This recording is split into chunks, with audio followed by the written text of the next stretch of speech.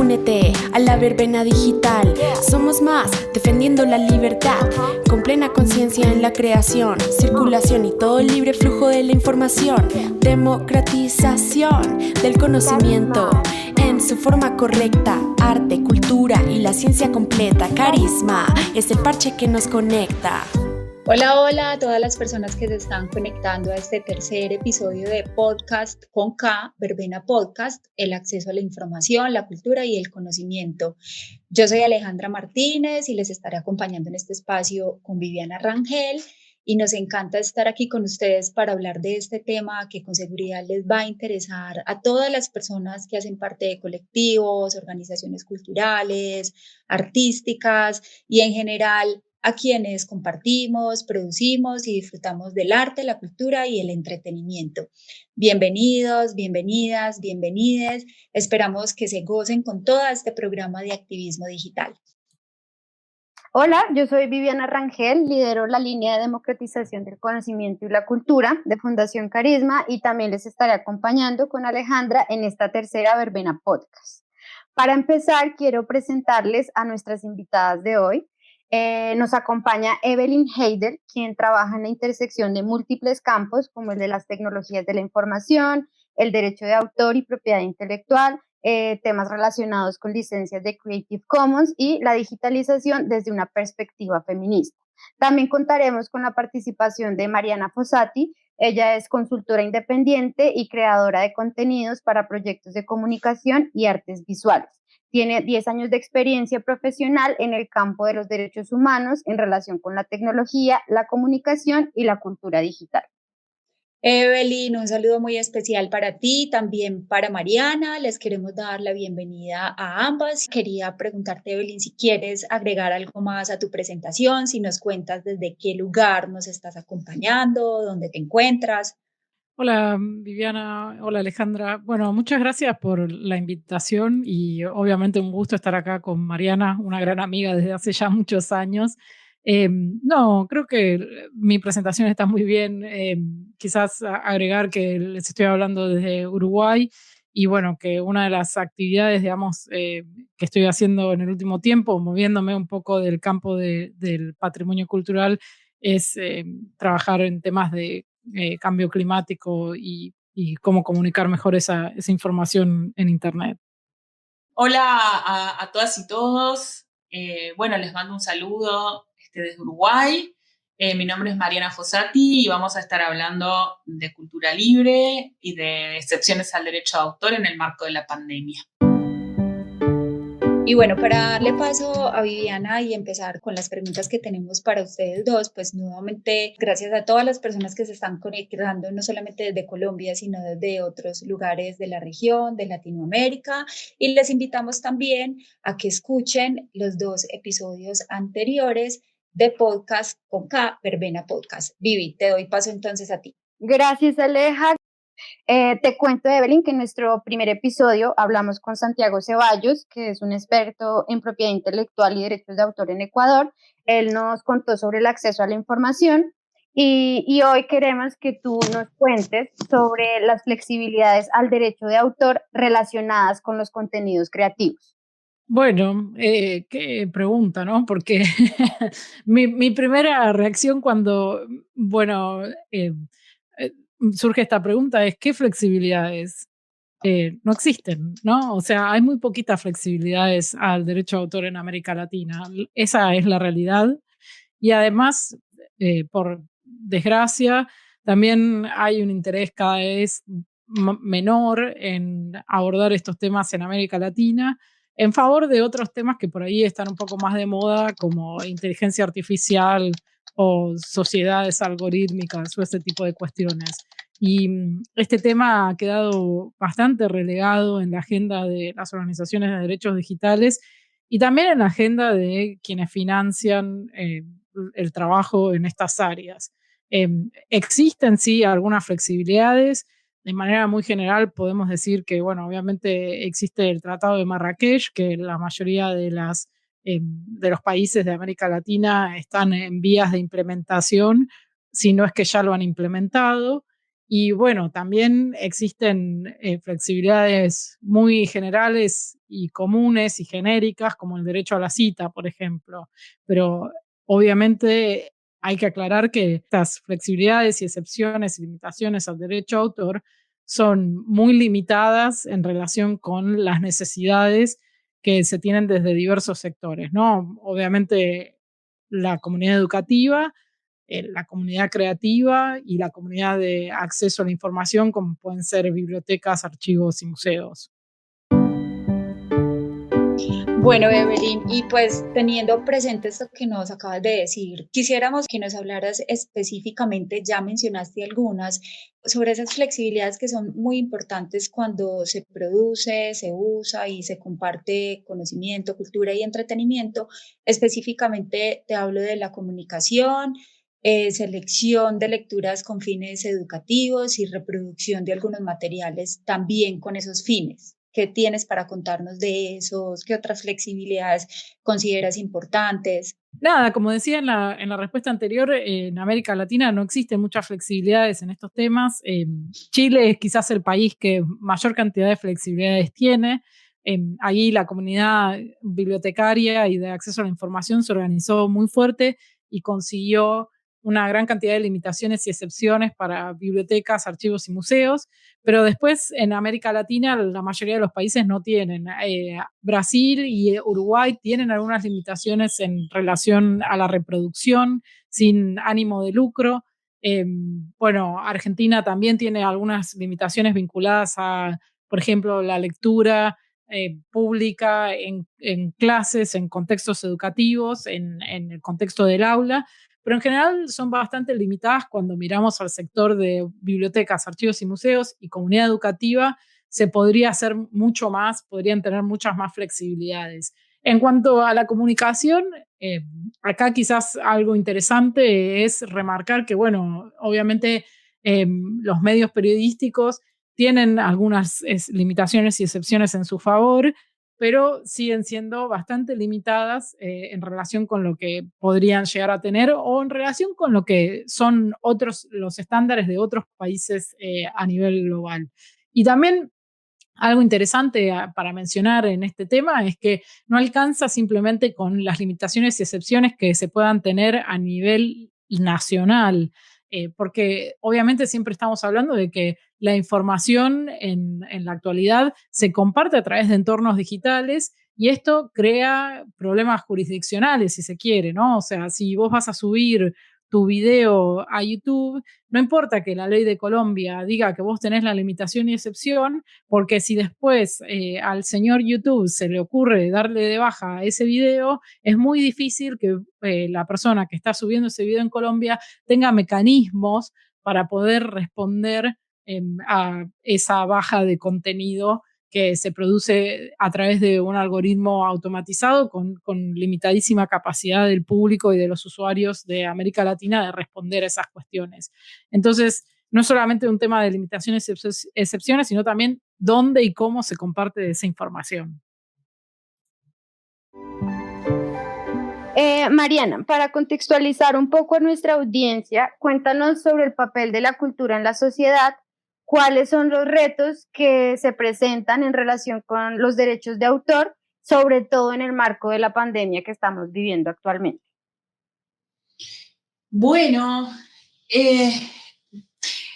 como se podrán imaginar, el rol de la cultura en las sociedades es amplísimo, sería imposible abarcarlo en una pregunta solamente, pero como que lo primero que se me viene a la mente es la cultura como un espacio común, la cultura como una base común para la creación, para la comunicación, y al mismo tiempo, pero que con común no quiero decir como esta cuestión de la cultura general, obligatoria, que todo el mundo debería conocer, como los grandes clásicos o el canon literario, cinematográfico, etcétera, ¿no? Sino un campo común para ir a sembrar y cosechar nueva cultura, ¿no? Y tiene que ser libre precisamente por eso, porque si no, si solamente cada uno cultiva como su pequeña parcelita, o hay como tipo gigantescos terratenientes en el campo de la cultura que no dejan entrar y no dejan participar a otras personas, a otros colectivos, a colectivos marginalizados o personas que no tienen generalmente el acceso a bienes culturales que muchas veces son caros. La cultura de todos se empobrece, en definitiva, y no encuentra recursos donde echar raíz y donde expandirse y crecer y alimentar nuevas generaciones de estas cosechas culturales, ¿no? Entonces, tenemos que cuidar esta noción de cultura común, como les decía, no como ese canon inamovible, sino como esa tierra fértil donde todos podamos cultivar. Y me había olvidado de comentar que justamente en el marco de la pandemia, y con esto cierro un poco la idea, hemos visto con la pandemia que muchos espacios culturales, obviamente los espacios físicos, se han visto bastante restringidos. Los centros culturales, los bares, los escenarios, los grandes escenarios, los cines, los teatros, en fin, todos esos lugares que también hacen parte de este campo fértil. Y con eso, y eso hace que Internet se vuelva un lugar más relevante para la cultura, que por supuesto tiene un montón de tensiones, todas las tensiones entre el acceso y la propiedad se exacerban con la pandemia, pero también se ha profundizado y se ha visto como mayor discusión alrededor de estos temas porque precisamente la necesidad de acceso y de participación cultural es mayor, la necesidad de acceder a Internet para participar es más intensa. Entonces, a pesar de que obviamente en una crisis sanitaria, con ribetes sociales y económicos muy fuertes, quizás uno pensaría, bueno, la cultura tal vez no es lo principal, pero bueno, se ha mostrado que sí, que además de medio de vida para muchas personas, que se ha puesto en riesgo, ¿no? Por la distancia social, hasta el acceso de estudiantes a los contenidos culturales que necesitan para estudiar, se ha visto complicada, en fin. Todo el uso que se hace de materiales y recursos incluso hasta para la creación hobbyista o amateur, ¿no? Al volcarse, digamos, hacia el entretenimiento, la expresión más en el espacio doméstico. Bueno, todos esos... Y ni hablar la necesidad de, bueno, al menos disfrutar o reírnos un poco en el medio de toda esta tragedia. Hace que, en mi opinión, la cultura sea importantísima y la discusión sobre su acceso súper relevante. Muchas gracias, Mariana. Sabemos que tú llevas mucho tiempo trabajando en temas relacionados con cultura libre. Eres un referente en América Latina sobre este tema. Quisiéramos que le cuentes a la audiencia un poco de qué se trata la cultura libre. Bien, bueno, la cultura libre es un movimiento social que tiene como base el derecho humano a la participación en la vida cultural y participación en dos sentidos, en el sentido de poder acceder y disfrutar de los bienes culturales y al mismo tiempo poder producir y participar. La libertad aquí es un componente esencial, muy importante, porque precisamente sin esa libertad ninguna de estas dos cosas sucede. Pero para tener esa libertad desde la cultura libre proponemos que tenemos que tener acceso a los materiales culturales, un acceso libre, acceso a las herramientas como software, como infraestructuras, para poder justamente crear, modificar las creaciones. Y además tenemos que tener el permiso legal, la autorización, el derecho a poder hacer todo esto con las menores restricciones y con las menores barreras económicas posibles, más aún sabiendo que la gran masa de la sociedad, el acceso a los bienes culturales le resulta a un precio muchas veces caro, y que es necesario, bueno, democratizar las vías, la tecnología, el uso de herramientas digitales que facilitan todo esto, ¿no? Aún en contextos marginalizados o con dificultades económicas. Por eso, bueno, lo que hacemos desde la cultura libre es promover todas estas formas de acceso y participación, lo que nos ha llevado a una discusión, a un debate bastante importante en torno a la propiedad intelectual de los bienes culturales. Y precisamente una de las discusiones más importantes en torno a las excepciones y limitaciones al derecho de autor. El derecho de autor, que es lo que regula la forma en que accedemos, en que producimos, modificamos, remezclamos las obras culturales, regula todo este espectro. O sea, muchas veces la gente piensa que el derecho de autor es solamente la parte de propiedad intelectual del autor creador, pero en realidad estamos hablando de un complejo grupo de regulaciones que muchas veces están contenidas en las leyes de derecho de autor, derechos conexos y algunas otras, que inciden en esta legislación y que habla de todos estos derechos, de los del usuario, de los productores, de los autores, obviamente. Entonces, esa legislación lo que necesita es un equilibrio, que en este momento está sesgado a favor especialmente de los derechos de las corporaciones que se apropian de los derechos, que son, bueno, discográficas, editoriales, cinematográficas, etcétera. Digamos, de las empresas capitalistas que son parte de la industria y del mercado cultural. Entonces, esta legislación tiene que tener un equilibrio, y la forma de tener un equilibrio a favor tanto de los usuarios, pero también de los propios artistas que tienen sus intereses en poder reutilizar las obras y hacer trabajo creativo en torno a ellas, es precisamente que exista un régimen de excepciones que diga, bueno, sí, en determinadas circunstancias, para favorecer el acceso a la cultura, determinadas restricciones se levantan parcialmente o totalmente, siempre en la medida en que se justifique, sea proporcionado, etcétera. La gran discusión es, bueno, ¿cuál es esa medida, no? Lo que lleva a que haya grandes, intensísimos debates en torno a muchas variables, ¿no? La duración de los derechos de autor, las excepciones, como decíamos recién, las penas que pueden llegar a haber por infringir el derecho de autor, si debería ser un delito penal, etcétera. Un montón de cosas que a veces hacen que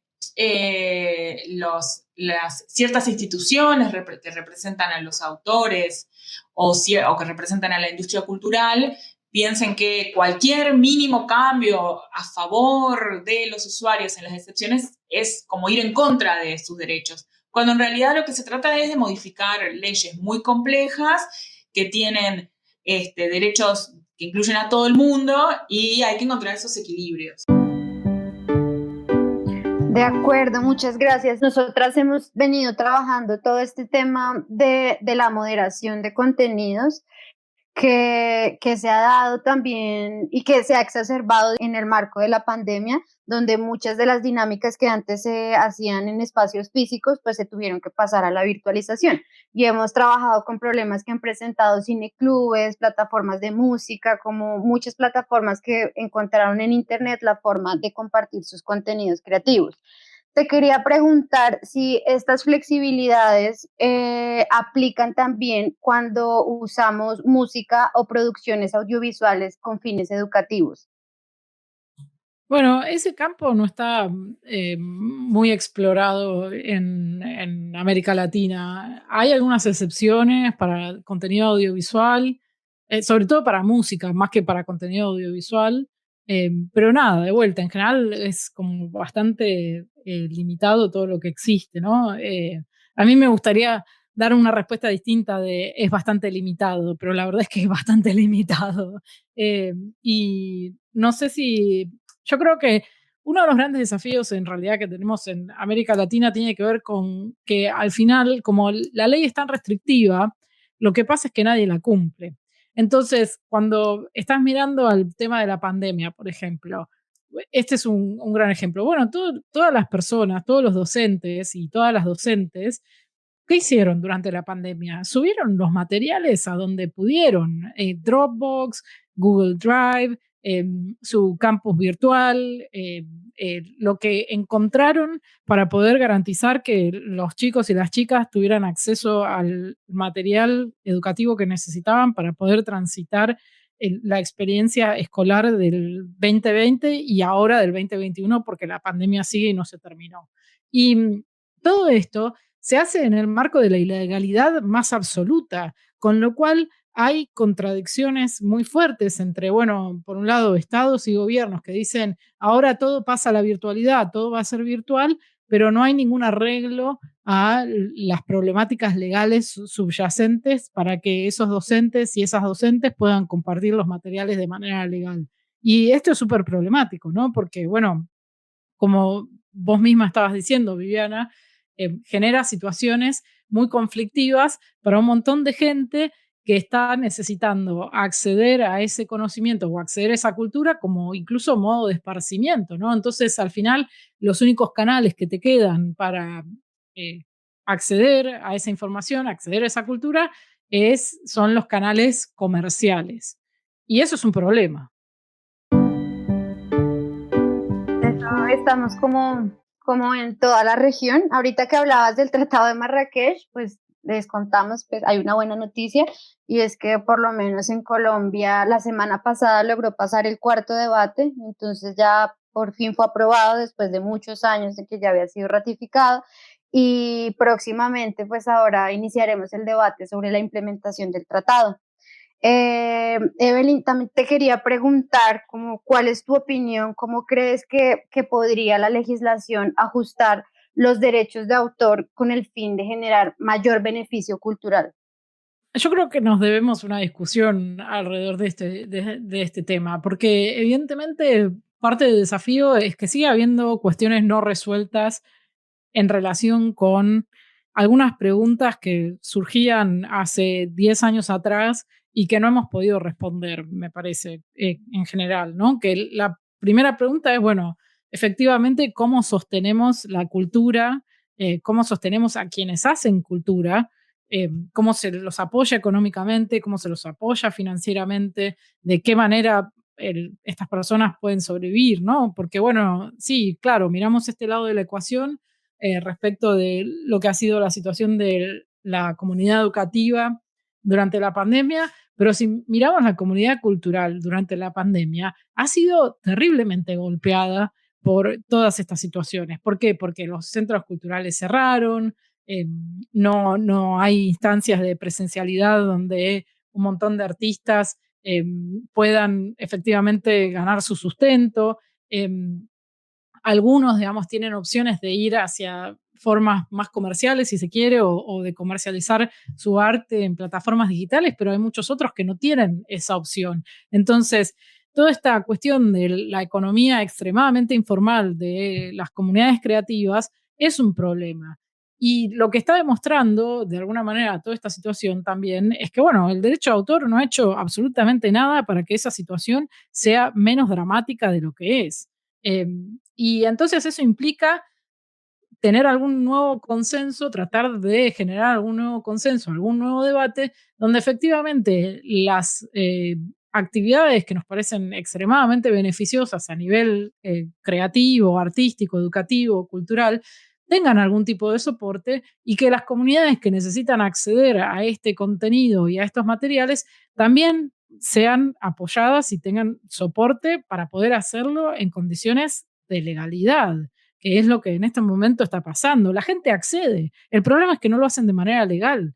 Este es como el gran embrollo, si se quiere de alguna manera, porque todas y todos sabemos que existen sitios web a los que podés ir y bajarte el último paper que publicaron en Elsevier. Pero ese no es el punto de la discusión, porque esa no es la solución. Y justamente creo que parte del desafío que tenemos que afrontar en alguna de estas cuestiones es sacarnos la careta y dejar de ser hipócritas respecto de cómo accede la gente a la información, porque la gente accede. El problema es cómo lo está haciendo. Bueno, Evelyn, y retomando eso que nos decías por allá anteriormente, de que como usuarios, productores de conocimiento, de cultura, estamos como en una pequeña riña muy marcada entre lo legislativo y lo comercial. Digamos, nos contabas que Brasil y Uruguay han implementado algunas excepciones para que se pueda acceder libremente a lecturas públicas y que lo podamos hacer también desde los objetivos que tengamos individualmente, pero eso a veces se ve interrumpido de pronto por acciones de censura y moderación de contenidos de plataformas como YouTube o Spotify, y pues teniendo en cuenta este contexto de pandemia en el que difícilmente podemos ir a una actividad cultural en la que disfrutamos de una obra o ir a una biblioteca, te quería preguntar si tú particularmente ¿tienes alguna experiencia con eso y si has implementado de pronto alguna estrategia? ¿Visitas con frecuencia a bibliotecas? ¿Qué haces? Bueno, visitas a bibliotecas en este momento yo no estoy haciendo por razones obvias, de la misma manera que me imagino que nadie está haciendo una visita a alguna biblioteca o quisiera creer que bueno, que se están cuidando lo más posible, ¿no? Yo, digamos, a ver, no sé si entiendo del todo el sentido de la pregunta, pero por supuesto que tomo parte en actividades culturales cuando las tengo alrededor. Y de hecho, también hay muchas otras formas de apoyar, ¿no? Tengo amigas y amigos que tienen newsletters, por ejemplo, que son muy buenos y a algunos de esos newsletters estoy suscripta. También tengo suscripciones de otro tipo, ¿no? O sea, en algún sentido, digamos, creo que hay otras formas de apoyar el trabajo de las personas que están haciendo cosas interesantes. Y también, obviamente, digamos, yo en esto digo, así como digo, no hay que ser hipócritas respecto de esta conversación, yo soy la primera que no va a ser hipócrita en esto. Yo me descargo un montón de libros también de manera ilegal y no tengo ningún problema con esto y de hecho he hablado de otras experiencias en las que he estado involucrada donde no solamente me los he descargado, sino que también los he digitalizado y los he subido. A mí me parece que esto es algo fundamental y es algo fundamental y es casi algo inherente a la calidad de eh, un ser humano. Intercambiar y compartir cosas que amamos. Ese es el punto, ¿no? Nosotros y nosotras en general tenemos una tendencia que, bueno, si algo te gusta mucho, lo compartís.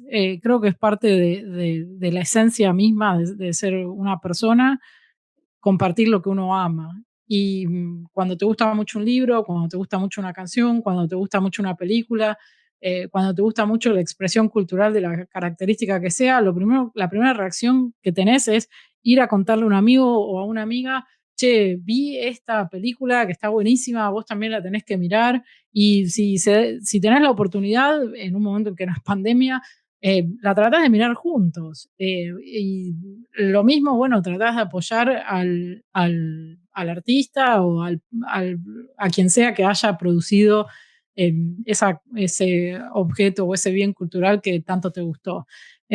Por supuesto, digamos, todo esto se complejiza después con la introducción del mercado en ese espacio de intercambio, ¿no? Y esto lo hemos visto en todas y cada una de las plataformas que inicialmente empezaron como emprendimientos cuasi sin ánimos de lucro, diría, y después de alguna manera u otra el mercado le encontró la vuelta de comercializarlos. El primero que se me ocurre es Airbnb, ¿no? O sea, antes de Airbnb existían un montón de plataformas para hacer couchsurfing y después vino Airbnb y de alguna manera monopolizó el mercado a través de la reducción de los costos de transacción, ¿no? Porque obviamente, a ver, el Couchsurfing no es que era la plataforma perfecta, sino que involucraba toda una serie de cuestiones vinculadas al tiempo y a la negociación que mucha gente, digamos, por ahí prefería tener un servicio relativamente, tener un servicio pago a cambio de algo más fiable. Pero bueno, en el medio de todo eso, en el momento en que Airbnb se pone a intermediar en esa relación, destruye todo, porque así es como funciona el capitalismo, ¿no? O sea, no es que estoy diciendo nada nuevo, pero de alguna manera viene Airbnb, impone su lógica, y su lógica es generar ganancias para Airbnb y sus accionistas, no generar espacios de bien común o espacios comunes para la gente que no tiene nada que ver con ese entorno. Entonces, bueno, ahí, digamos, me parece que hay algo que tiene que ver con la lógica que imponen las plataformas comerciales sobre los espacios comunes y los bienes comunes, que hay que cuestionar también, ¿no? Y hay que cuestionar de qué manera las leyes y las regulaciones, y a veces la ausencia de leyes y regulaciones, terminan generando estas situaciones que son sumamente destructivas para cualquier entendimiento de lo que a mí me parece que es una vida interesante, vivible y digna de ser vivida, ¿no? Pero bueno, es una opinión muy personal. Creo que no di algo muy, muy optimista, pero bueno. No, pero nos sirve mucho, o sea, no sé, me parece como muy, muy lindo que nos compartas esto que a veces se olvida, y es el espíritu que tiene la cultura de compartir. O sea, para crear, la gente también se basa en otros conocimientos, pero lo que decías, cuando vemos una película, cuando escuchamos una buena canción, lo que pensamos es en compartir casi que de inmediato. Cuando estábamos creando como la idea del podcast, pensábamos en que tal vez si quisiéramos usar una canción, por ejemplo, no sé, de los Rolling Stones o de algún autor menos famoso, realmente para un podcast que no tiene ánimo de lucro, que la idea es como compartir contenidos, educar, compartir información. Si lo quisiéramos hacer de una forma lícita, tendríamos que pagar muchísimo dinero o esperar 100 años a que se mueran todas las personas que integran una banda y que no sea permitido legítimamente usar los contenidos. Y esto nos parecía pues absurdo cuando hablamos de contenidos creados con fines educativos, con fines comunitarios. Muchísimas gracias por compartir estos temas, Evelyn. Ahora los voy a dejar con Mariana, quien nos va a hablar de 3 datos muy claves que deben tener en el sector cultural relacionados con estos temas de derechos de autor, de cultura libre, de usos legítimos. Bueno, en primer lugar, no sé, desde el punto de vista por ahí más personal, últimamente para acceder a contenidos y buscar cosas que me interesan, bueno, como una gran pregunta también es cómo ir más allá de las recomendaciones de los algoritmos y poder encontrar aquellos contenidos que uno realmente quiere buscar, porque las recomendaciones que aparecen, no sé, a mí me pasa muchísimo en las redes sociales, en YouTube, etcétera, a veces no parecen como más guiadas por lo que es ultra popular, que como la vieja propaganda de la televisión, que nos machaca siempre con lo mismo, en lugar de ser herramientas para que yo pueda encontrar los contenidos que quiero, descubrir contenidos nuevos. Entonces, bueno, un tip para mí siempre es tratar de seguir en las redes sociales a personas interesantes que comparten contenido, alguien que uno podría denominar curador o curadora de contenidos, con quien tengamos afinidad y que recomiende cosas buenas. Es decir, en vez de seguir necesariamente las recomendaciones algorítmicas, volver un poco a las recomendaciones humanas. Eso por un lado. Y bueno, por otro lado, para creadores y creadoras, bueno, traten de buscar, de no quedarse, digamos, cuando ustedes necesitan algún contenido para agregarle a su obra, porque son, no sé, es un podcast, necesitan una cortina musical, están publicando un post, necesitan una imagen o un GIF o lo que sea. Bueno, que sepan que hay muchísimos recursos con licencias libres. Esto quiere decir licencias de uso que permiten que ustedes puedan colocar ese contenido en sus propios contenidos sin infringir los derechos de autor, citando a quienes lo crearon originalmente. Y ahí, bueno, les recomendamos hacer búsquedas de contenidos que tengan licencias Creative Commons. Por ejemplo, en Google Imágenes pueden filtrar por licencia.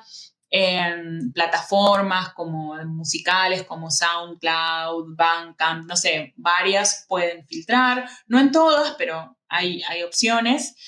Y también les animo a que utilicen las licencias Creative Commons o de otro tipo para hacer lo mismo, digamos, de algún modo retribuir que existen tantos contenidos que se pueden usar libremente, que también ustedes puedan aportar a ello, ¿no? Y no tiene necesariamente por qué ser todo lo que producen, pero si hay algo que ustedes puedan liberar porque por el proceso por el que fue hecho,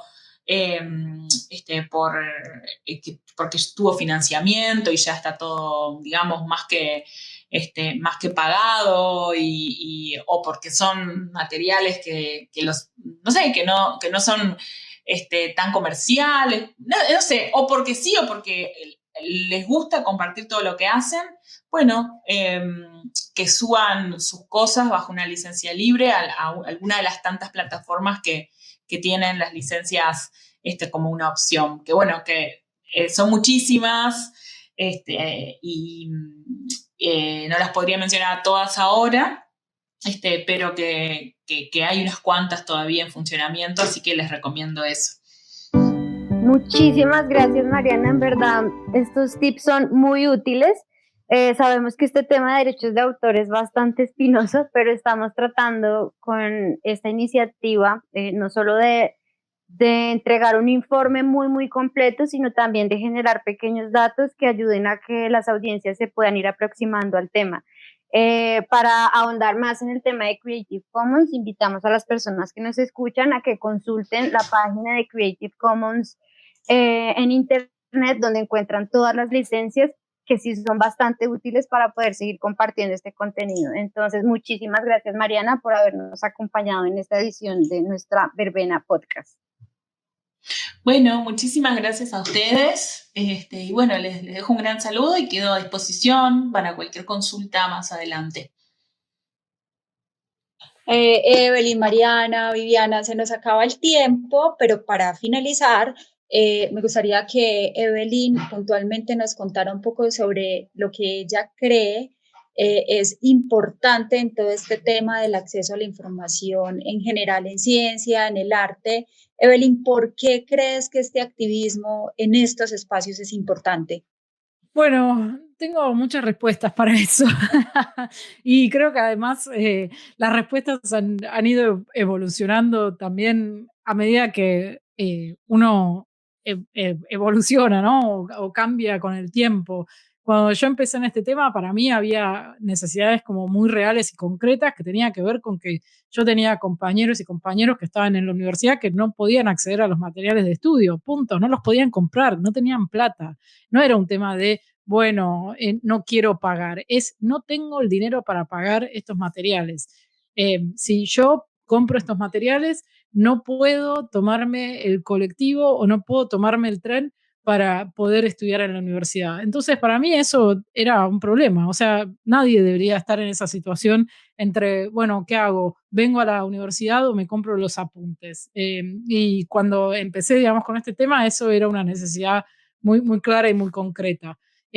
Después, obviamente, eso como fue cambiando un poco con el tiempo, y yo creo que hoy por hoy una de mis principales preocupaciones tiene que ver con, bueno, la gente que necesita la información clave y fundamental porque está en un contexto de vulnerabilidad absoluta. O sea, una persona que está en un campo rural en Uruguay y que no tiene, digamos, ninguna chance, ninguna formación educativa más allá de por ahí haber accedido a la primaria y a la escuela secundaria, pero después no haber seguido ninguna clase de estudios, y que está siendo impactada en este momento por los efectos del cambio climático. ¿Cómo accedes a esa información? ¿Dónde la encuentras? Si vos sos un agricultor que no tenés forma de acceder a esa información, ¿cómo te enterás de lo que está ocurriendo a tu alrededor, digamos, ¿no? Y entonces ahí me parece que, bueno, seguir bregando, digamos, por el acceso a la información fundamental para resolver otras necesidades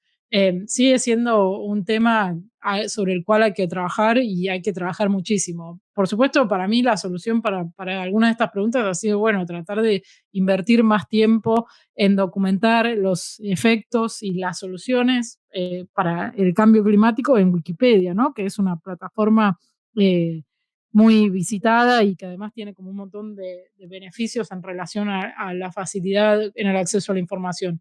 Pero yo creo que este sigue siendo casi por decirlo de alguna manera, el punto fundamental de todo el activismo, o al menos de todo mi activismo, tiene que ver con esto. Hay gente que necesita acceder a esta información por necesidades casi vitales y no dársela a la información porque hay una ley que dice que esta información no se puede compartir y porque ningún Estado se hizo cargo de que esta regulación limita derechos fundamentales, a mí me parece que eso es criminal. Y eso es lo efectivamente criminal, no compartir la información. Lo criminal es restringir información que la gente necesita para ejercer cuestiones básicas de su vida, eso es criminal.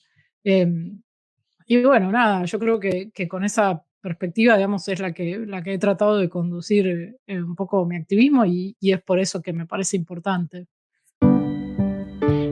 Muchas gracias, Evelyn, por eso que nos cuentas. Es impresionante como ver estos ejemplos que se dan en Uruguay, que se dan en muchos países de la región y que en Colombia también los hemos visto. En concreto, hace un par de años, un estudiante de biología de una universidad de una provincia acá en Colombia que tenía poco acceso a buenos contenidos para la investigación en su biblioteca, que no tenían acceso a bases de datos de investigación, a bases de datos científicas, logró encontrar un trabajo, una tesis para que le podía apoyar su trabajo de investigación a él y a sus compañeros y decidió compartirla en un grupo pues, de internet. Y él se enfrentó a un proceso penal porque la persona que era dueña de este trabajo lo denunció y según la legislación colombiana, él pudo haber llegado a pagar hasta 7 años de cárcel. Eso fue un proceso jurídico que acompañamos también desde Fundación Carisma y que se acompañó desde otras organizaciones internacionales, que finalmente, digamos que falló a favor de este estudiante, pero que le muestra a la audiencia de este podcast un ejemplo de lo exagerada que pueden ser las legislaciones en derechos de autor. Finalmente, pues agradecemos a Evelyn y a Mariana por todo este conocimiento que nos comparten. Muchas gracias también a todas las personas que nos escuchan desde varios países. Estos podcasts son como un abrebocas para lo que ustedes van a poder encontrar en el lanzamiento del informe sobre excepciones y limitaciones en América Latina. En unos días vamos a estar convocándolos a una verbena muy especial que vamos a hacer con la gente amiga de Datisoc en Uruguay, donde lanzaremos oficialmente el informe para que ustedes puedan acceder y ver con qué excepciones y limitaciones cuentan en cada uno de sus países. Entonces, pues esperamos que se conecten en nuestras redes y que celebremos que somos más quienes trabajamos por la liberación de la cultura. Muchas gracias. Carisma es el parche que nos conecta. Recuerden que este informe está disponible bajo licencia Creative Commons, reconocimiento compartir igual 4.0. Usted puede remezclar, transformar y crear a partir de esta obra, incluso con fines comerciales, siempre y cuando le dé el crédito al autor y licencie nuevas creaciones bajo las mismas condiciones.